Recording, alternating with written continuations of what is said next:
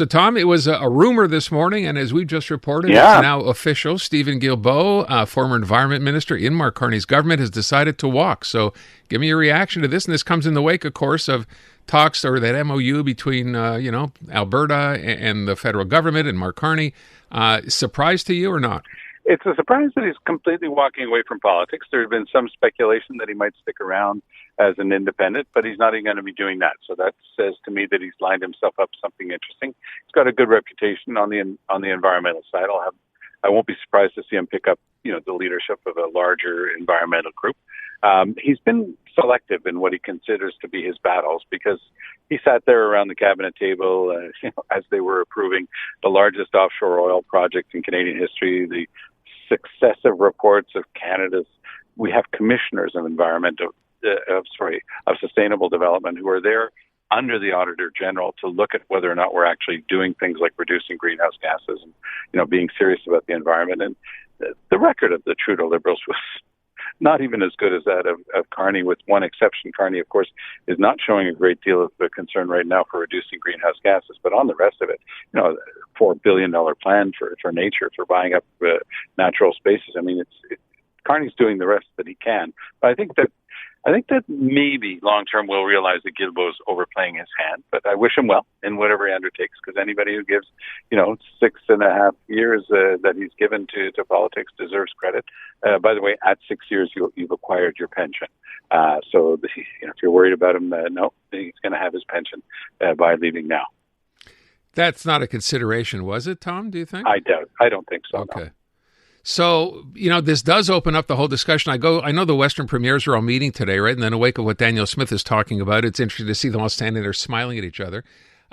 Look, they're smiling like a family in a picture at a Thanksgiving dinner in the States where everybody's about to have a fight. Yeah, David Eby towering over everyone else. He really is that tall. I met the guy when I did his first by-election for him because I was the leader of the National NDP, so I went door to door for a day, and I'm 5'11". I'm not tall, but I'm not short. And this guy really is.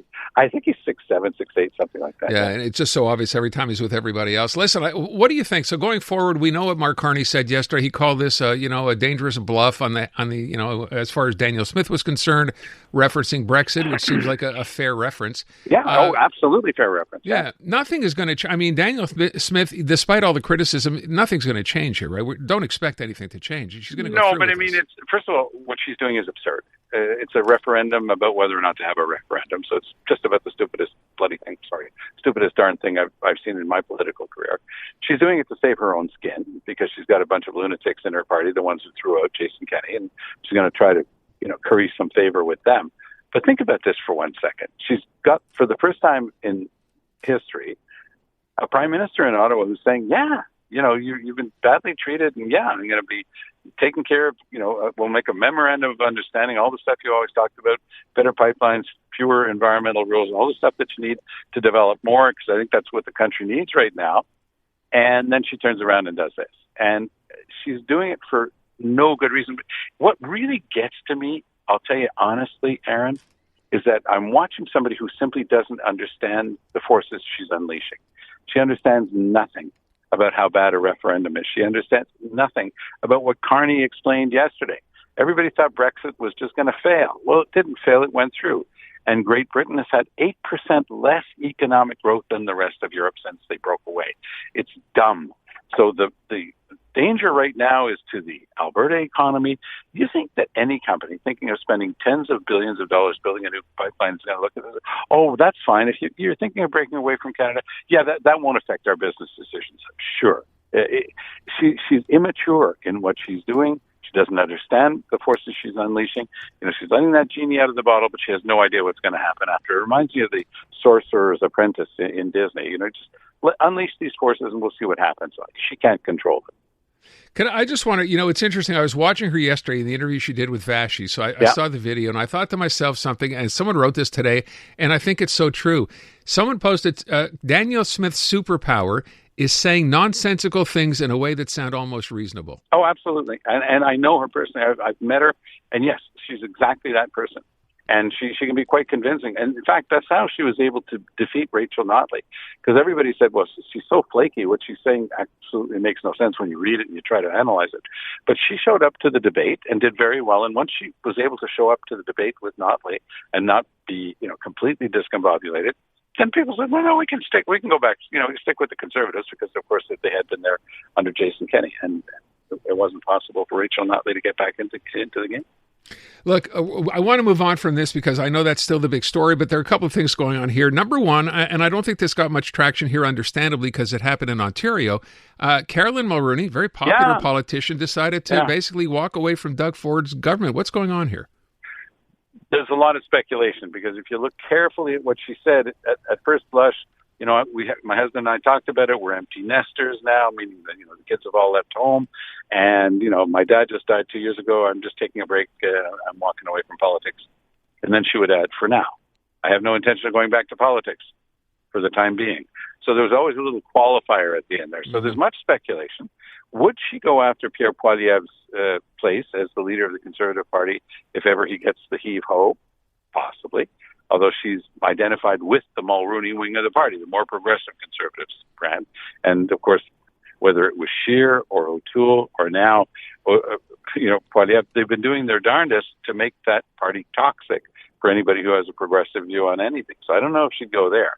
There's some talk that she might even want to replace Doug Ford, and that's why it was important for her to walk away from his cabinet table, because there's all this stuff about the airplane that he bought. There's stuff that's Doug Ford's just made huge mistakes in the past year, where he was pretty darn good at the beginning of his mandate. He's having a lot more problems now, so maybe she's trying to keep her options open for that. Whatever she decides to do, she's immensely talented, very smart, has worked incredibly hard in many dossiers. There was one stumble at the beginning around French University, but she tried to make up for it later on. And I think that overall she'd be, just capable of doing so many other things if she decides to go back into politics. You brought up Doug Ford, you brought up the airplane thing, which just kind of brings me to the last thing I want to mention to you, because Charles Milliard today, and I was talking about this with David Hertel earlier, while we keep waiting for him to say something substantive as far as policy, right, going forward, right. Today he came out and said he wants Quebec to draw inspiration from the economic dynamism instilled as Ontario Premier or by Ontario Premier Doug Ford. What does that mean, Tom? Nothing. And look at the deficits in Ontario, and look at the difficulties in areas like the auto sector and the cancellation recently of a massive plant for electric vehicles.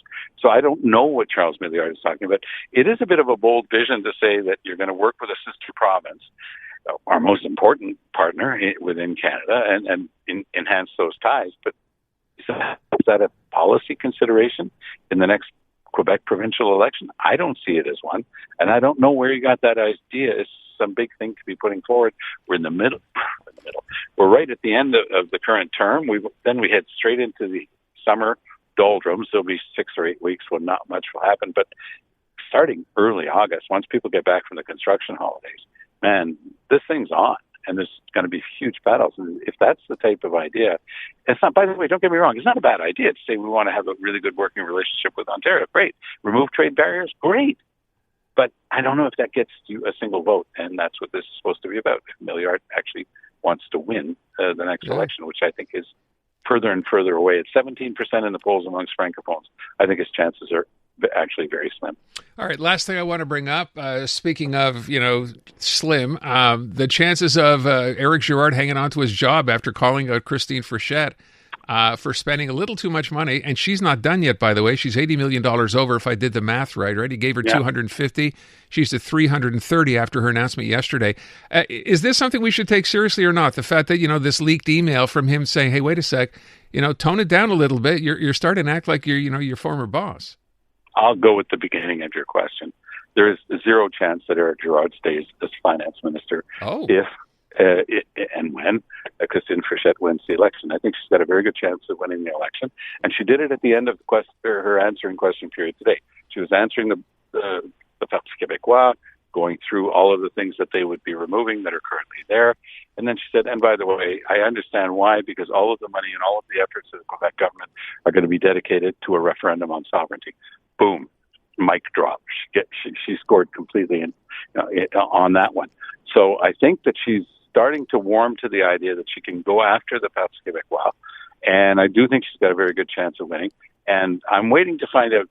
It's a bit silly to announce that you're doing an investigation into a leak, but I think it was a warning to those. And I think she's got a pretty darn good idea who leaked it. So do I, but I'll wait to see what they come up with. Wow. Okay. I just heard you say you think Christine Frechette has a pretty good chance of winning the election. I think she's got a very good chance of winning the election, yeah. Because if you look at the Francophone vote right now, she's well ahead of the Liberals. And she's the only person that people across Quebec who don't, 70% of Quebecers, Aaron, do not want a referendum. And they especially don't want sovereignty. So they're going to be looking for the one vehicle that can produce that result. It's going to be a strategic vote.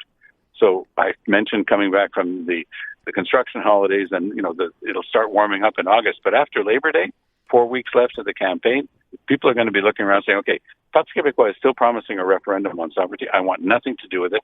Who can beat the Parti Québécois? And if the answer then, as it is now, is only the CAQ can defeat the Parti Québécois, there's going to be I've seen it in my political career, there'll be a massive, rapid movement over to the CAQ, despite the fact that François Legault ran an incredibly lousy government. I do think that voters will give her a chance if it means blocking the Parti Québécois.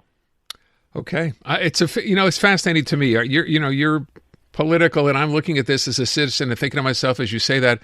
So we're just going to overlook, Quebecers will overlook 8 years of the worst government this province has ever had because now there's a new leader of the same party that got us into this mess in the first place. That's where we're going.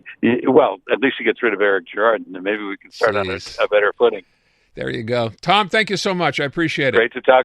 Canadian women are looking for more out of themselves, their businesses, their elected leaders, and the world around them. And that's why we're thrilled to introduce the Honest Talk podcast. I'm Jennifer Stewart. And I'm Catherine Clark. And in this podcast, we interview Canada's most inspiring women. Entrepreneurs, artists, athletes, politicians, and newsmakers, all at different stages of their journey. So if you're looking to connect, then we hope you'll join us. Listen to the Honest Talk podcast on iHeartRadio or wherever you listen to your podcasts.